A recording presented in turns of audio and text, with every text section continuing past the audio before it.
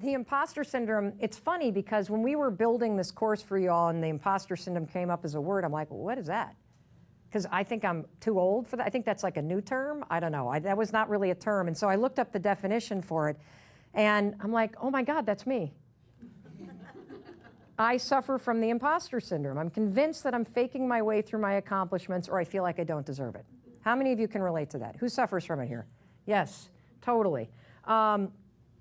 So I want to show you some examples of when I've felt the imposter syndrome in my life. And I want you to be thinking about, where do you feel like you're faking it right now? And for me, that even way of describing it's not the right way. It's, where is somebody going to call you out and embarrass you? Where is it that you're actually afraid to be found out? So it's one thing to go through faking it. I think that, that's an experience we have. The other is to live in fear that somebody's actually going to call you out publicly and that you're going to get found out, right? Or how many of you are struggling with the, I don't feel like I deserve what I have? You feel unworthy. Yeah, crippling, isn't it? Really crippling. That sucks. We're going to stop that. So interestingly, I had a really weird experience happen last night. This is not a story that I was planning on telling because it just happened. But one of the first instances of me feeling like a gigantic fraud was about, I got to do some math right now, so it's going to take me a minute. It was about 6 years ago. And I had just come out of the darkest period of my life, which I'm going to tell you about in a minute. And I had come from a space of personal and professional and relationship kind of failure, circling the drain. And I had slowly clawed my way back to a place where I was discovering real confidence. And I was asked to give a talk, and it was one of these TEDx talks. And at the time, TEDx was not the brand that it is today. Heck, they didn't even put them online. I hadn't even heard of it.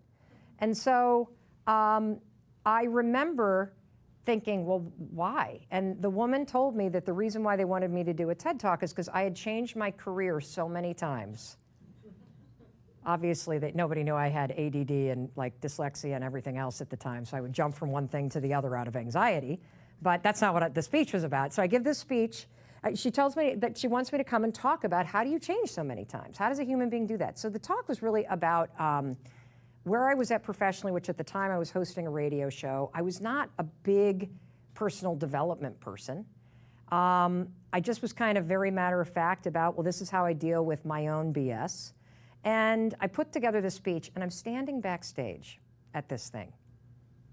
And the first person that talks is like, got a PhD in I don't know what, and has 15 New York Times bestsellers. And I start to have that feeling like, I am so in over my head. And then the next person comes out, and it's some person that sequenced the human genome or something small like that. And then the next person comes out. And slowly but surely, I start to feel the panic rising in my body. And I think this might be the worst decision that I have ever made in my entire life, because clearly what I have created stinks compared to what everybody else has created.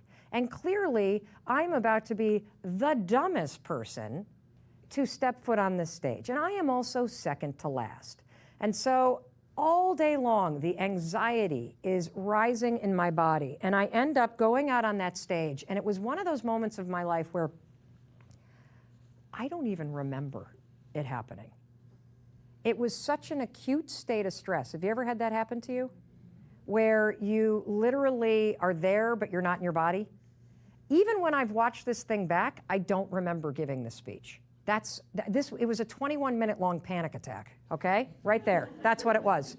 And so I give this speech, you see I'm sweating. I kept my arms like this because I had such bad pit stains, as I was doing it.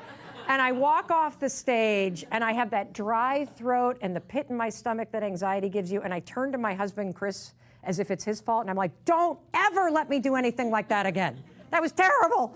And I leave and nothing happens. And I think, thank God it was only those 800 people in that room. A year later, they put it online. Now, here's what happened. And that talk, by the way, was the tipping point of a brand new chapter in my life. because that talk was the first place I ever mentioned the 5-second rule, which I'll explain in another module. And that talk went viral, which created interest in the rule. And that interest created my speaking business and created the need for a book and created everything that I'm doing now. And it's been this remarkable 6-year chapter that of ups and downs and learning and everything else. And then something crazy happened last night. So about a year ago, I've decided that I wanted to make some changes, just like you do. That there are some aspects of my life and business that don't really work, that I need to switch things up, just like you're feeling like there are things that you want to change. And so I decided I wanted to start getting into the course business, that I wanted to do more content, that I wanted to be more interactive with people, just like we're doing right now. And so we started to make some changes. Obviously, we built a course for you all. And yesterday we did prep for this so we could be ready for you. We'll see if it actually worked based on how I go today. But we leave, and I say to my business partner, we got to go get something to eat. Like, I'm absolutely gassed. I'm still on East Coast time, and I'm exhausted, and I need to change a venue so my brain can actually refresh. And so I say, can you find a hotel? Because a hotel lobby, it's a great place to work, by the way. Hotel lobby's great. They let you spread out your stuff. Nobody's angry.